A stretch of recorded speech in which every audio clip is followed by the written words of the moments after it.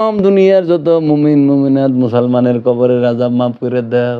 আশ্চর্য বিষয়, মুমিনের কবরে আযাব হয়, সবার কবরে কি আযাব হয়? সবার বাপ মাই কি পাপী? পাইকারি দরে বলেছেন। আবার কিয়ামত হয় নাই, হাসরের মাঠে ওটা হেগুয়াজি, হেরাই কয় যে কিয়ামত হবে, হাসরের মাঠে উঠুম, পুল সেরাত পার হব, হাসরে মিজানে জামু, মিজানের পাল্লায় উষা নিশা হইলে নেকি বদির, তারপরে যা জান্নাত জাহান্নাম। হাসরে উঠে নাই, মিজানে যায় নাই, পুল সেরাত পার হয় নাই, জবাবদিহি তার মুখোমুখি হয় নাই, কিন্তু মায়ের গুতে করা দুমে চলতে আছে। ইমরার মাটি উমরা ছাপা, উমরার মাটি উমরা ছাপা। তা আল্লাহ কি বিচার ছাড়া পিটান শুরু করলো? এটা হইল দুনিয়ার আদালতেই তো বিচার ছাড়া জরিমানা নাই, বিচার ছাড়া কোনো জুলুম যারা করে হেরাও তো একটা মিথ্যা বিচার করে শাস্তি দেয়। তার মতো বিচারই হয় নাই, কিন্তু মারপিট চালু। আমার মাথাই ধরে না। আমি একটা তফসির পড়বার লেছিলাম, সেই তফসিরে দেখলাম যে মহানবী মেরাজ শরীফে যাইতেছে, পঞ্চম আসমান না কয় আসমানের নাম লিখছে, যে ওখান দেখে কি এক ব্যক্তির এক ফেরেশতায় বড় এক আতুর দেয়, এমনভাবে মাথায় ভারী মারতাছে, মগজ ছিটটা মিটটা ওয়ালে লাগতাছে। আবার ভালো হয়ে যেতেছে তো মহানবীজি গাইতেছে জিব্রাইল রে, হ্যারে রকম পিটাই খেয়ে কি সে কয় কি ইয়া রাসূলুল্লাহ, এত নামাজ কাজা করছে, নামাজ পড়ে নাই। আরে মাত্র মহানবী মেরাজে যাইতেছে, যাইতে সময়তে বললে সেই পিটান চালু, না নামাজের শাস্তি। তো হ্যাঁ, মেরাজ থেকে নামাজ লই আইব পাঁচ ওয়াক্ত, তারপরে সে মায়ের মুখ দিব। নামাজ আহে নাই, কিন্তু ফেরেশতা পিটে বলেছে মাথার মধ্যে মগজ মুগজ। আমি পই রে টাসকি খাই গেছে। যখন আমি এই তফসিরের নাম কইছি আর ওয়াজের মধ্যে কইছি, দেহ তোমরা আমি পইরে, আমি তো কোনো দল করি না, আর আমার কারোর লগে জাতিগত শত্রুতাও নাই, বাপদাদার সম্পত্তির টানাটানিও নাই। আমি যাহা পাই আমি তাহা বলি। কোরআনে আমি পাইছি আত্মশুদ্ধি এই ইহ জীবনে করতে হবে। এই দেহটা নিয়ে যত কাল বাইচা আছি, এই বাইচা আছে যে কত বছর, হয়তো 20 বছর, 30 বছর, 40 বছর, 60 বছর, 80 বছর, 100 বছর, আত্মশুদ্ধি অবশ্যই করতে হবে, উপায় নাই। আত্মশুদ্ধি করবা, তোমার জন্য পুরস্কার আছে রবের তরফ থেকে। সেই পুরস্কার কি?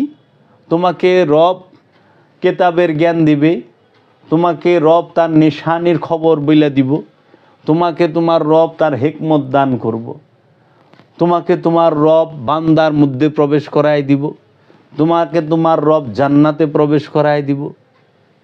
আত্মশুদ্ধিতে কত পুরস্কার রব দিছে। আচ্ছা, আত্মশুদ্ধি করবা না? কোরআন বলতাছে নফসের উপরে জুলুম করছ জাহান্নামে, নফসের উপরে জুলুম করছ তুমি ধ্বংস, সম্পদ জমা করছ ধ্বংস, অতিমের হক মাইরা খাইছ দিন থেকে বাদ। আমি তো সব নগদ দেখতাছি। আর এতিমের হক মাইরা খেলে দিন থেকে বাদ হইবা, এটা তো মরণের পরে না, এখন প্রেজেন্ট। সম্পদ জমা করবা হুতামা দুজকে যাইবে, এটা তো মরণের পরে না, প্রেজেন্ট। এখন সম্পদ জমা এখন করছ, মারপিট হইব মরণের পর, এটা হইল নগদে হবে। কাটা বিনলে যেরকম বিন্দার সাথে সাথে ব্যথা, যতক্ষণ কাটা থাকে ততক্ষণ ব্যথা, ঠিক সমস্ত অপকর্ম যতক্ষণ করব অপকর্মের ব্যথাও তৎক্ষণাৎই হবে। অনে ব্যথা দুই প্রকার। কয় কি দূর, আপনার কথা তো মিলে না। কি মিলে না? কয় কি ওই যে এই লোকে যে এত কিছু মাইরা মুইরা খায়, কত টাকার মালিক, কত সুখে আছে, ভালো আছে।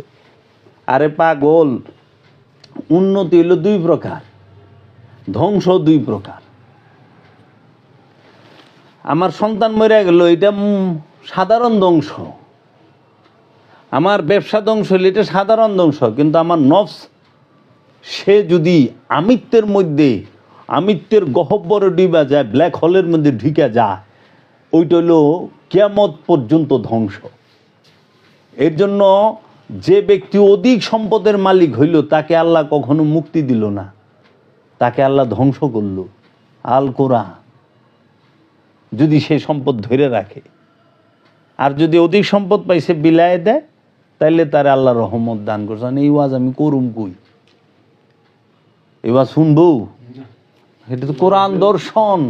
স্যার এখানে যে কথাগুলা বলতেছেন আপনি প্রত্যেকটা কথার মধ্যেই আমার কাছে একটু ইয়ে লাগতেছে, খটকা লাগতেছে যে আমি ওই এই যে ধরেন আমরা মানুষ মারা যায়, আমরা জানা যায় যাই, হুম তো হুজুর দ্বারা কথা বলার সময় প্রথমে বলে দেখেন এই গলা আমাদের জন্য শিক্ষা, এখান থেকে আমরা শিখলেন যে যে মারা গেছে তার কাছে সব বন্ধ হয়ে গেল, তার কাছে কোনো কিছু সে নিতে পারলো না আর এতটা, তা আপনার দোয়া দিলে হেঁটে যাইব কিন্তু তার কাছে। আমার কথাটা হইতেছে তারপরে ওইটা আপনি আবার দোয়া করতেছেন কেন তার লাগে, সে তো গেছে পিছায়, তার কাছে কোনো কিছু পৌঁছাবে না। জি না মানে কথাগুলো কন্ট্রাডিকশন মূলক, তাহলে নিশ্চয়ই এই দোয়া তার করার কথা না, করার কথা না, না। তার লাগে এটা প্রযোজ্য না। আর এখানে এই যে কিয়ামত কিংবা কবর এই বিষয়গুলো আমার একটু খটকা। যে